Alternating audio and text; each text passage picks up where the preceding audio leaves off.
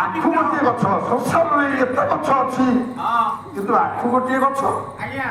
ମିଠା କରିଦେସି ଆଉ ଅନେକ ଗଛ କିଏ ପିତା କିଏ କଷାଇ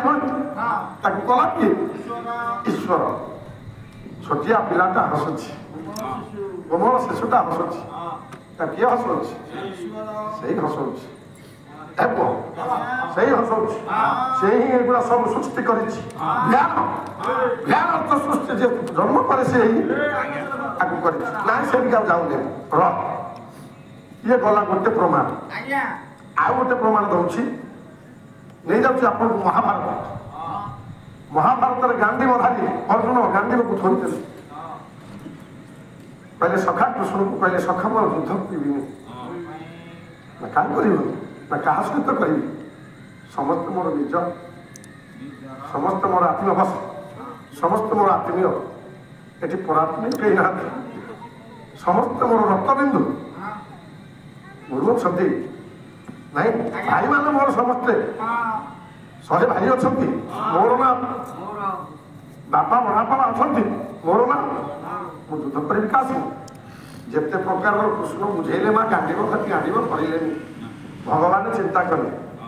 କହିଲେ ଅର୍ଜୁନ ଗୀତାରେ 1 ପଦ ଶ୍ଲୋକ ଗାଉଛି କହିଲେ ଅର୍ଜୁନ ତୁମେ କହୁଛ ସିଏ ମୋର ସିଏ ମୋର ସିଏ ମୋର ସିଏ ମୋର ସିଏ ମୋର ଏ ଶୁଣ ସମସ୍ତେ ହେଉଛନ୍ତି ମୋର ସମସ୍ତଙ୍କୁ ଜନ୍ମ ଦେଇଛି ମୁଁ ତୋତେ ଜନ୍ମ ଦେଇଛି ତାକୁ ବି ଜନ୍ମ ଦେଇଛି କିନ୍ତୁ ମୁଁ ତ ବାପ ହିସାବରେ ମୁଁ ତ କାହିଁକି କହୁନି ଯୁଦ୍ଧ କରନା ବୋଲି ମୁଁ କହୁଛି କରିବା ପାଇଁ ନା ଆପଣ ଜନ୍ମ ଦେଇଛନ୍ତି ନା ହଁ ଗୀତା ପ୍ରମାଣ ଦେଲେ 1 ପଦ ଶ୍ଲୋକ ଗାଉଛି କଣ କହିଲେ କୃଷ୍ଣ ହେବ କଣ କହିଲେ କହିଲେ ମମ ଜନ୍ମେ ମହତ ବ୍ରହ୍ମା ତସ୍ମିନ୍ ଗର୍ଭଦଧାମି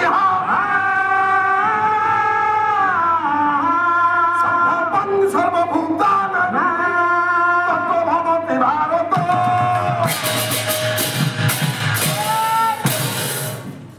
କହିଲେ ମୁଁ ସମସ୍ତଙ୍କୁ ଜନ୍ମ ଦେଇଛି ये जिते ये संसार में जन्म नहीं कीट ठारू पतंग पर्यंत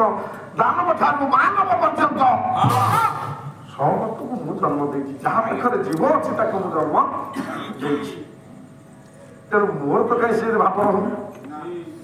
तुम्हें युद्ध करने को पड़ो एठी भी अर्जुन बुझिलेनि कि से बुझे से आपको उड़ाइबा पड़ो मु खाली आप उदाहरण दूसरी बापा केमी जन्म दिए एठी भी भगवान कृष्ण पुरुष नारी